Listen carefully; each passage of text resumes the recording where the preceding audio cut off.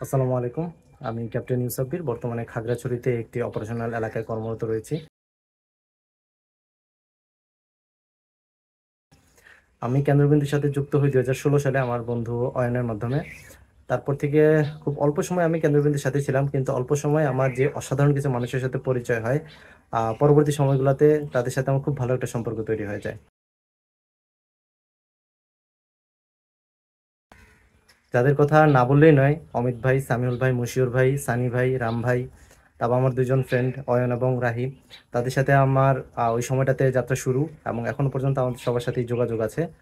আশা করি ভবিষ্যতেও থাকবে।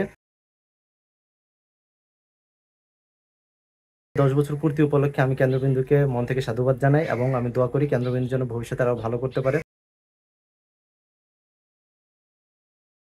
কেন্দ্রবিন্দু যদি আমি স্মরণীয় দিন যদি আমি বলতে চাই তাহলে আমরা আ আ ৫ দিনের একটা ট্যুরে গিয়েছিলাম বান্দরবনে ১৪ জন মানুষের মতো। আমি, আ অয়ন, রাহি, সামিউল ভাই, অমিত ভাই, সানি ভাই সবাই মিলে একটা ট্যুরে গিয়েছিলাম। ওই ট্যুরের দিনগুলা ৫ দিন আমার কাছে এত এনজয়েবল ছিল। এত সুন্দর দিনগুলো আমরা কাটিয়েছি, এত স্মৃতি ছিল ওই সময়গুলাতে। এই ৫ দিনের সময়টা আমি এখনো পর্যন্ত মিস করি। ওই ছবিগুলা যখনই দেখি আমার আগের আগের দিনের কথাগুলো মনে পড়ে যায় এবং ওই দিনগুলোকে আমি খুবই মিস করি।